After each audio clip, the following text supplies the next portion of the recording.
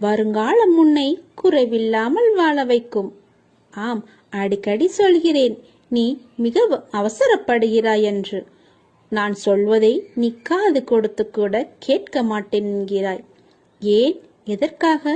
உன் எதிர்காலத்தை நான் கருத்தில் கொண்டுதானே நான் இப்படி சொல்கிறேன். என் சொல் பேச்சை நீ கேட்க மாட்டாயா? உன் எதிர்காலத்தின் மீது முதலில் நீ நம்பிக்கை வை. உனக்கே உன் வாழ்க்கையின் மீது பிடிப்பு இல்லாமல் போனால் பிறகு வெற்றி காண்பது கடினம். நல்லவர்கள் என்றும் தோற்பதில்லை. என்னை நம்பியவர்களை நான் என்றும் கைவிடுவதில்லை. கஷ்டத்தை எல்லாம் சகிக்க பழகிக்கொள். எதையும் எதிர்த்து நில். கர்ம வினைகளின்படி விதியே சதி செய்தாலும் உலகமே உன்னை வெறுத்தாலும் அமைதியாக இரு. நம்பிக்கை கொள். எல்லாம் கூடிய விரைவில் முடிவுறும். அதுவரை நம்பிக்கை வைத்து சற்று பொறுமையாக இரு. உனக்கான நல்ல பலன் நிச்சயம் உன்னை வந்து சேரும்.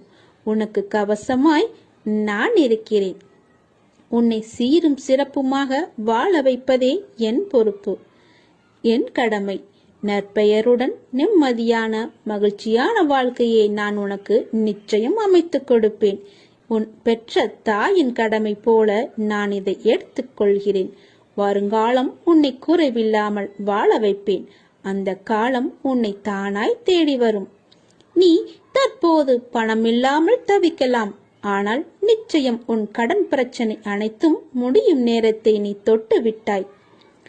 வாழ்வில் ஒரு விஷயம் உனக்கு கூடி வரவில்லை என்று யோசிக்கிறாயே, அதற்கு உன்னை நான் தயார் செய்து வருகிறேன் என்பதை நீ யோசித்தாயா?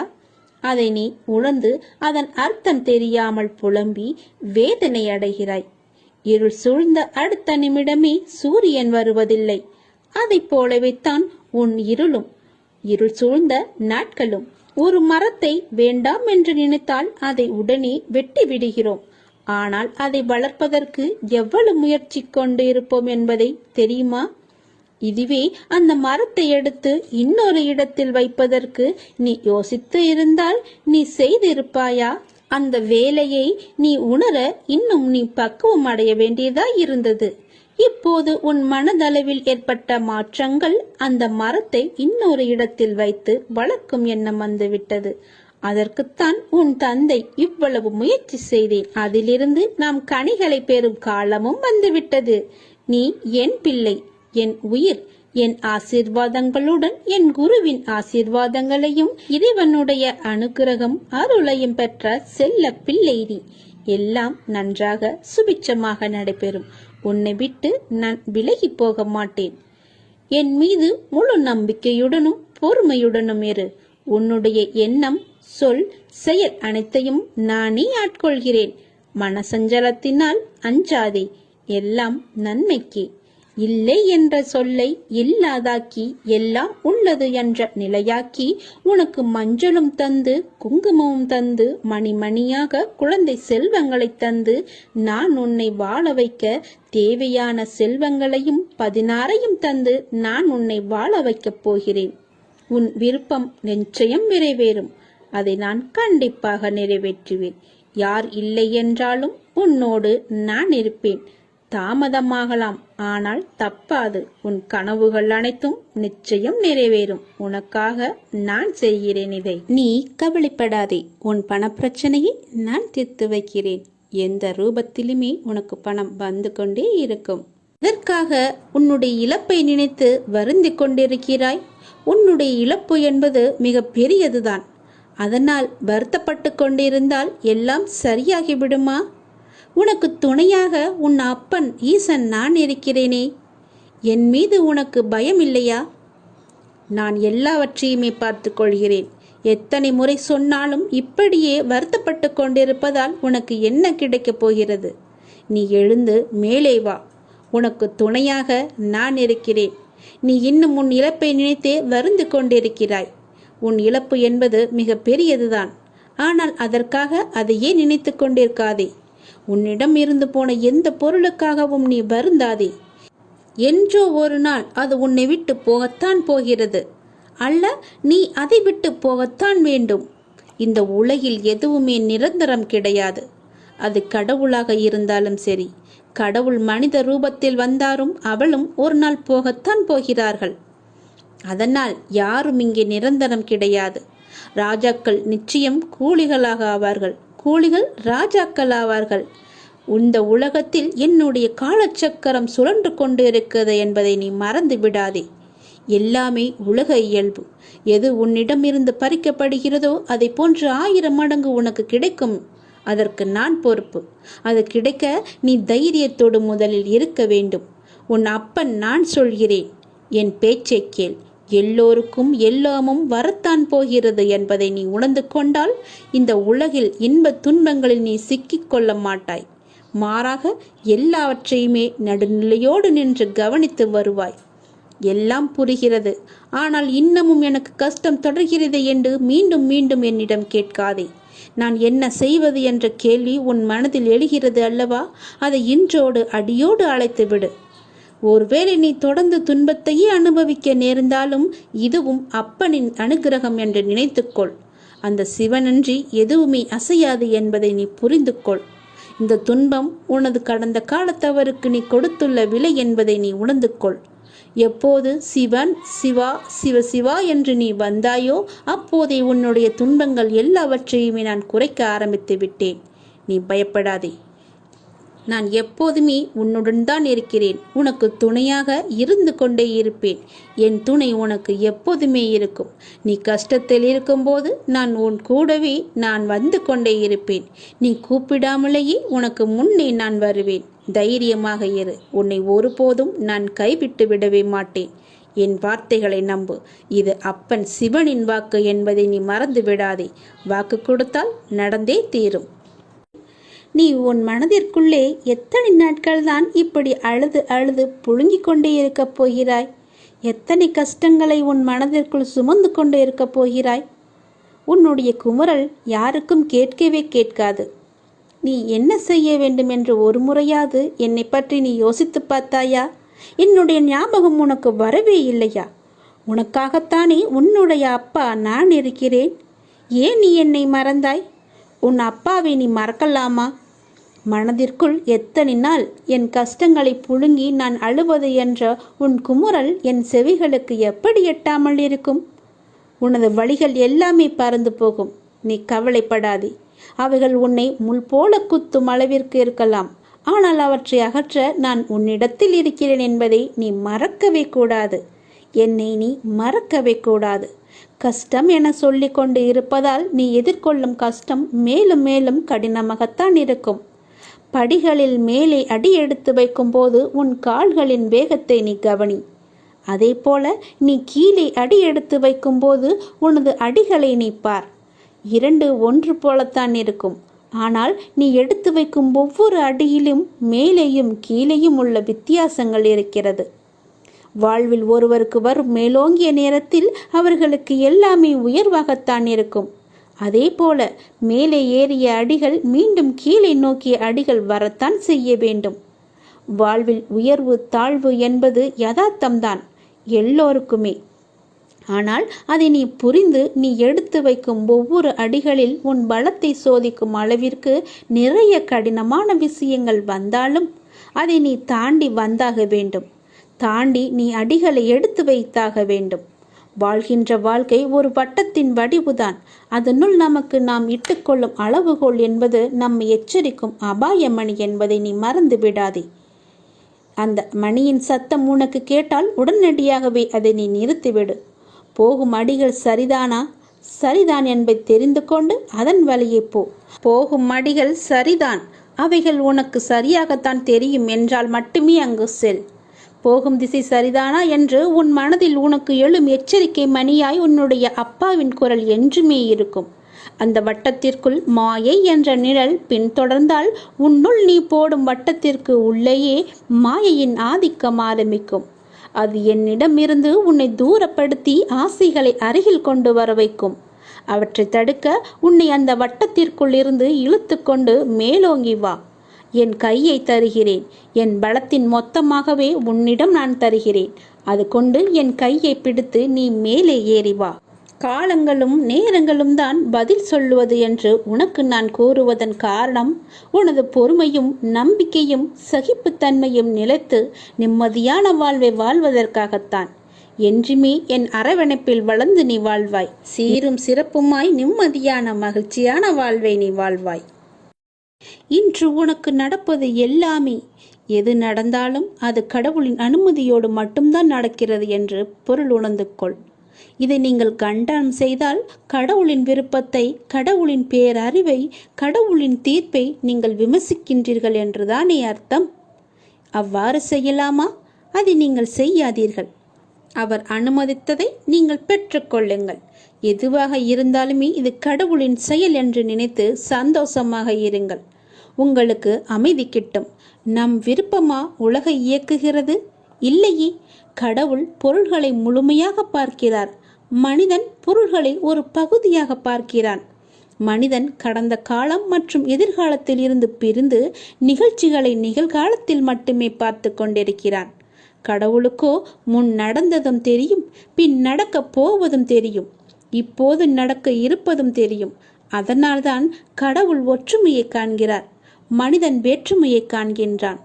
கடவுள் பூரணமான நியாயத்தை காணும்போது அதே தருணத்தில் மனிதனோ அதை காண்பதே கிடையாது. நீங்கள் கடவுளின் ஸ்தானத்தில் வைத்து பாருங்கள். நீங்களே கடவுள் என உணருங்கள். பிரபஞ்சம் முழுவதும் உங்களுக்கு படைப்பே என்றும் அனைத்தும் உங்கள் விருப்பத்தாலேயே நிகழ்கின்றன என்றும் உணர்ந்து கொள்ளுங்கள். உடனேயே உங்களுக்குள் அபரிமிதமான அமைதியும் ஆற்றலும் ஊற்றெடுப்பதை நீங்கள் உணர்ந்து கொள்வீர்கள். பிறர் நம்மை திட்டும் போது பிறர் உங்களை காரணமின்றி திட்டுவதாகவும் காரணமின்றி துன்புறுத்துவதாகவும் நீங்கள் கூறுகின்றீர்கள். அது உண்மையாக இருந்தாலும் கூட அதற்காக அலட்டிக் கொள்ளாதீர்கள். நிலைமையை பொறுமையுடன் சமாளியுங்கள். இக்கட்டான நிலைமைகளை சமாளிப்பதில் அமைதி ஒரு சக்தி வாய்ந்த ஆயுதம் என்பதை நீங்கள் காண்பீர்கள். யாராவது உங்களை திட்டினால் கண்களை மூடிக்கொண்டு பொறுமையாக இருங்கள். பிறர் அவர்கள் விருப்பம் போல நினைக்கட்டும், அவர்கள் விரும்புவதை சொல்லட்டும். இந்த உலகம் முட்டாள்களால் நிறைந்தது. நீங்கள் அறிவுடையவராக விளங்குங்கள். எல்லோர் முன்னிலையிலும் பணிவுடன் இருங்கள். எந்த நிலைமையிலும் அடக்கமாக இருங்கள். நான் உயர்ந்தவன் அல்லது தாழ்ந்தவன் என்ற எண்ணத்தை விடுத்து அனைவரிடமும் அனைத்திடத்தும் கடவுளை காண கற்றுக்கொண்டால்தான் இது சாத்தியமாகும். கடவுள் அப்படித்தான் விரும்புகிறார். எனவே அது அப்படியே இருக்கட்டும். பிறர் உங்களை நிந்திக்கையில் நீங்கள் மௌனமாக இருங்கள். கலக்கம் அடையாதீர்கள். பழி சொற்களை ஏற்றுக்கொண்டால் என்ன ஆகப் போகிறது? அடக்கத்திலும் தூய்மையிலும் நீங்கள் வளர்ச்சி அடைவீர்கள். அதுவே மிக பெரிய தவம் என்பதை தெரிந்து கொள்ளுங்கள். ஆன்மீகத்தில் நீங்கள் உயர்வடைவீர்கள். நிச்சயமாகவே யாராவது உங்களை வசிப்பாடினால் அவர்கள் முடிக்கும் வரை என்னுடைய நாமத்தை நீங்கள் ஜபித்து கொண்டே இருங்கள். வாய்விட்டு கூறினாலும் சரி, அவர்கள் கூறுவது உங்கள் காதுகளில் விழாது. நீங்கள் செவிடாகி விடுவீர்கள். எப்போதெல்லாம் எங்கெல்லாம் அநீதி தோன்றுகிறதோ அப்போதெல்லாம் அங்கெல்லாம் நான் அவதரிப்பேன். அநீதியை நான் அழிப்பேன். நான் நான் என்று கூறுகிறாயே அர்ஜுனா, நான் என்பது எது? நான் தான் நீ, நீதான் நான். உன்னை இயக்குபவனும் நான் தான் என்பதை நீ தெரிந்து கொள். உனக்கு நடப்பது எல்லாமே என்னால் என்பதை தெரிந்து கொள். உனக்கு நடப்பது எல்லாமே உன்னுடைய நன்மைக்காக நான் செய்கிறேன் என்பதை தெரிந்து கொள். எந்த பொருளையும் தீயிலிட்டால் முதலில் அது கருப்பாக ஆகும். பிறகு இன்னும் அக்னியுடன் போட்டால் நீற்று போகும், சுத்த வெளுப்பாக ஆகிவிடும். அப்புறம் தீயில் போட்டால் அது மாறாது. அதுவே முடிவான நிலை. இப்படி நீற்று போனதே திருநீரு. நீரு பஸ்மம் எனப்படும். ஈஸ்வரன் மகா பஸ்மம். எல்லாம் அழிந்த பின்னும் இவற்றை அழித்துவிட்டு எஞ்சி நிற்கிற அழியாத சத்தியமான மகா பஸ்மம்தான் உதி. அவன் பஸ்மமாக நீற்று வெளுத்து போனதற்கு முந்திய மாறுதல்தான் கருப்பு. அதுதான் கரி. நிலக்கரிதான் இவ்வுலக ஐஸ்வர்யத்தில் இக்காலத்தில் முதலிடம் பெற்றிருக்கிறது தெரியுமா? எதுவும் தோன்றவும் இல்லை, இங்கு எதுவும் இயங்கவும் இல்லை, மறையவும் இல்லை. புற உலக மாயைகளை நீக்கினால் உனக்கு உள்ளது உள்ளதுபடியே இருக்கிறது. உங்கள் விவாதம் மௌனமாகவே இருக்கட்டும். மௌனத்தை விட சிறந்த விவாதம் ஏதுமே இருக்க முடியாது. அவரவர் விரும்பிய பதிலை அவரை பெற்றுக்கொள்ள உங்கள் மௌனமே ஆக சிறந்த விவாதமாக இருக்கட்டும். நீங்கள் அறிந்ததை கொண்டு கடவுளை வழிபடுங்கள். உனது உள்ளத்தில் இருந்து வழிபடுங்கள். வழிபாட்டிற்கு எந்த ஒரு விதிமுறையும் கிடையாது. உன் தாயை எவ்வாறு உனது தேவைக்கு நீ அழைப்பாயோ அதே அன்பும் அக்கறையுடனும் இயல்புடனுமே எனக்கு போதுமானது என்பதை தெரிந்து கொள்ளுங்கள். இந்த அப்பாவை அழைப்பதற்கு எந்த ஒரு சிறந்த வழிமுறை என்பதும் நான் வைத்து கொள்ளவில்லை. அன்பாக கூப்பிட்டால் போதும். நான் இருக்க பயமென்று உன்னை தேடி நான் ஓடோடி வந்து விடுவேன். உன் மனதின் குழப்பத்தையும் உன் வாழ்வின் சரியான பாதைக்குமே நான் இவற்றையெல்லாம் தந்து கொண்டிருக்கிறேன். உன்னை முழு திருப்திப்படுத்தவே நான் இதையெல்லாம் சொல்லிக் கொண்டிருக்கிறேன். உன் மனம் சஞ்சலத்தில் இருக்கும்போது என்னுடைய உதியை எடுத்து பூசிக்கொண்டு இருந்து பார். உன் மனம் தெளிவாகும். உனக்கு மாமருந்தே இதுதான். உன் மனம் உடனடியாகவே தெளிவடைந்துவிடும். உன் பார்வையே உனக்கான வெற்றி என்று தெரிந்து கொள். தன்னுடைய நிலை உணர்ந்து இன்பத் துன்பங்களை சமநிலையில் எதிர்கொண்டு எதிர்பார்ப்பில்லாமல் வாழ்ந்து பாருங்கள். உங்கள் வாழ்வில் எதிர்பார்ப்பு இருந்தால் உங்கள் வாழ்க்கையே நிம்மதி இல்லாமல் போகிவிடும். இன்று இப்போது இந்த நொடிதான் நமக்கு உள்ளது என்று சந்தோஷமாக வாழுங்கள். எதிர்பார்ப்பு இன்றி வாழ்ந்து பாருங்கள். நிம்மதி நிலைத்து இருக்கும். உன்னுடைய தூய்மையான பக்தியினால் நீ எல்லாவற்றையுமே பெற்று சந்தோஷமாகவே வாழ்வாய். நீ நினைத்த விஷயங்கள் எல்லாமே சீக்கிரமாகவே உனக்கு கிடைக்கும். நீ சந்தோஷமாகவே இரு. தினசரி 5 நிமிடம் மற்றவர்களுக்காக பிரார்த்தனை செய்யும் பொழுது நம்முடைய எண்ணங்கள் நேர்மறையில் செயல்பட்டு நல்ல மாற்றங்களை நமக்குள்ளே கொண்டு வருகிறது. நாம் நம்முடைய தேவைகளுக்காக எந்த வேண்டுதலும் இல்லாமல் அடுத்தவர்களுக்கு பிரார்த்தனையில் ஈடுபடும் பொழுது நம்முடைய தேவைகள் தானாகவே நிறைவேறிடும். யாராவது உன் கண் முன்னே கஷ்டப்பட்டு கொண்டிருந்தால் அவர்களுக்காக ஒரு 2 நிமிடமாவது அவர்களுக்காக வேண்டிக்கொள். அவர்களுடைய பெயரை என்னிடம் சொல்லிக்கொள். அது போதும். உன்னுடைய வேண்டுதல் தானாகவே நிறைவேறும். காலப்போக்கில் நமக்கு தேவை என்பதே இல்லாமல் நம்முடைய மனம் எப்பொழுதும் ஆழமான அமைதியில் அபரிமிதமான ஆசிகளுடனும் எப்பொழுதும் நிறைவாகவே இருக்கும். இப்படிப்பட்ட பிரார்த்தனையில் ஈடுபட எல்லோருக்குமே வாய்ப்பு அமைவதில்லை. ஆனால் நமக்கு இந்த வாய்ப்பு கொடுக்கப்பட்டிருக்கிறது.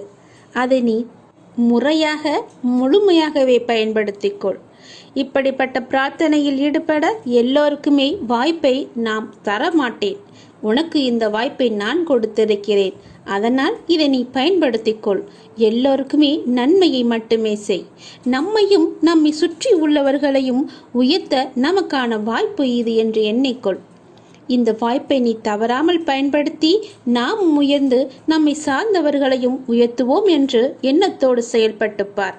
உனக்கு வேண்டியது எல்லாமே தானாகவே வரும். எந்த தடங்களும் இல்லாமல் உன் கைகளில் வந்து சேரும். உளமாற உன்னுடைய மனதார பிரார்த்தனையில் ஈடுபடும் பொழுது நமது தீய கர்மாக்கள் எல்லாமே குறைந்துவிடும். அபரிமிதமான ஆசீர்வாதங்கள், எல்லா தெய்வங்களின் ஆசீர்வாதங்களும் உனக்கு தானாகவே வந்துவிடும்.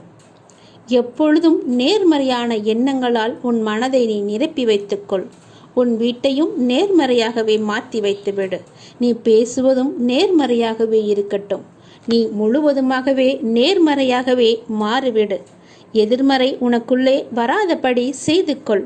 நேர்மறை இருந்தால் அந்த வீட்டில், அந்த இடத்தில் எதிர்மறைக்கு வேலையே இருக்காது. அடுத்தவர்களுக்கான இந்த 5 நிமிடம் நமக்கான மிக பெரிய ஆசீர்வாதம் என்பதை நீ தெரிந்து கொள். உணர்ந்து பயன்படுத்தி கொள்வதற்காக நான் உனக்கு இப்பொழுதே மனமார்ந்த நன்றிகளை நான் கூறிக்கொள்கிறேன். மற்றவர்களுக்காக நீ வேண்டுவதற்காக என்னுடைய நன்றி இது. ஏற்றுக்கொள். உங்கள் சிரமங்கள் அனைத்துமே விரைவிலேயே தீர்க்கப்படும். நிச்சயமாகவே தானாகவே எல்லாமே சரியாகும். யார் உனக்கு துன்பத்தை கொடுத்தார்கள் என்று உனக்கு ஞாபகம் இருக்கிறதா? உன்னுடைய இன்றைய பிரச்சனைக்கு யார் காரணம் என்று ஞாபகம் இருக்கிறதா? எதையும் நீ மறந்திருக்க மாட்டாய்.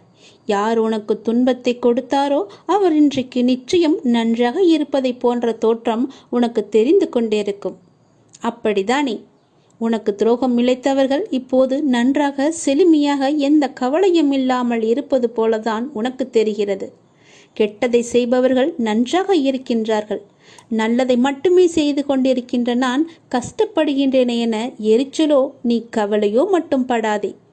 அவர்கள் காலையில் பூத்து மாலையில் வாடும் பூவை போன்றவர்கள் என்பதை மனதில் வைத்துக்கொள். ஒரு பூ காலையில் பூத்தால் மாலையில் எப்படி இருக்கும்? வாடி போய்விடும் அல்லவா? அப்படிதான் அவர்களும். இப்போது பூத்து குலுங்கும் நேரம். விரைவிலேயே அவர் வாடும் நேரத்தையும் எட்டி விடுவார்கள். இன்னும் கொஞ்சம் காலம்தான். நீ பொறுமையாக இரு. அவர்கள் வாடப்போவதை நீ கண்கூடாக பார்க்கப் போகிறாய். இப்போது உள்ள மேன்மையிலிருந்து விரைந்து கீழே தள்ளப்படுவார்கள். நீ எப்படிப்பட்டவன் என்பது தெரியுமா? நீயோ விருட்சத்தை போன்றவர். விருட்சமாக வேரூன்றி ஆழமாக நிற்கப் போகிறாய். எல்லோருக்கும் நிழல் தரும் மரமாக இருக்கப் போகிறாய்.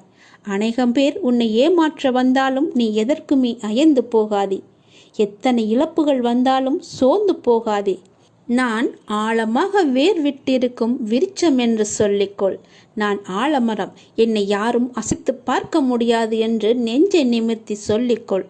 நீ மலர்களை மட்டுமல்ல, கனிகளையும் தரப்போகிறாய். அதில் வருகின்ற நன்மை பலருக்கும் பயனாகவே இருக்கும். உன் நிழல் தேடி வரும்போது உன்னால் முடிந்த உதவிகளை அவர்களுக்கு செய்.